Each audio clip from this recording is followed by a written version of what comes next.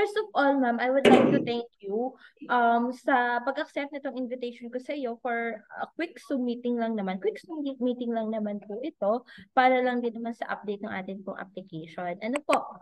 Okay. So, bali, ma'am, may papaready lang sana ako sa'yo para din sa next step ng ating process.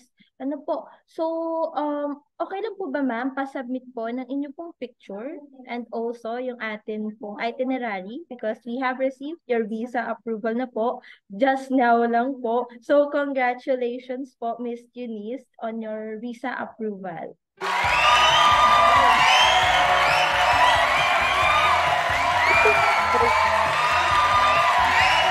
Approve na po. Approve na po yung atin pong application.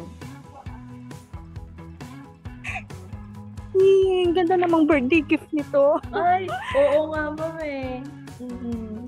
So, ayan. I'm so happy for you, ma'am. Congratulations. Rest assured naman, ma'am, that even if you're already in Canada, we are still here to assist you po. So, if you have any questions, concerns, just feel free po to send us a message. So, actually, I'm so happy. I'm really happy for your application kasi nga, I have witnessed lahat ng struggles na na-face natin during enrollment pa lang, up until lodgement. So, I'm really happy for you. And, yun po, hopefully, maging successful kayo on your journey in Canada. Hindi po. Thank you so much. Hindi po, pinapilis po, ilang days po ba siya? Parang 12 days lang yata, ma'am, or wala ba? Sobrang bilis lang talaga. Talagang talaga si Lord.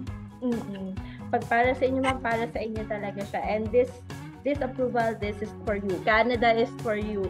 So, congratulations po. Thank you po. Thank you talaga. Talaga, pag si Lord yung kumilos, kasi tignan mo, 12 days na approve ako. Pero kahit na ang habang proseso nung ginawa natin, yung pinagdaanan po dito sa application na to, siya, worth it. Best yung ideal visa po kasi hindi niyo po kami pinabayaan. Hindi niyo po ako pinabayaan sa application ko. Sa mga kailangan ko, kung ano pong kailangan namin gawin, kung anong mas makakabuti sa application namin, talagang sinasabi niyo po. Minsan kahit nakaka-stress, pero hindi naman magpapabaya si Lord kasi kung para sa'yo talaga siya. Yun po. Sige po, ma'am. Thank you so much po, ma'am. Sige, ma'am, bigyan kita muna ng time. Namnamin yung muna natin yung ating approval. Yes po. Birthday gift ito sa akin. Ang gandang gift niya. Kasi magbe-birthday naman din ako. Ayun. Advance happy birthday po. So, ayan. Ito na yung gift sa inyo ni Lord. Yan na.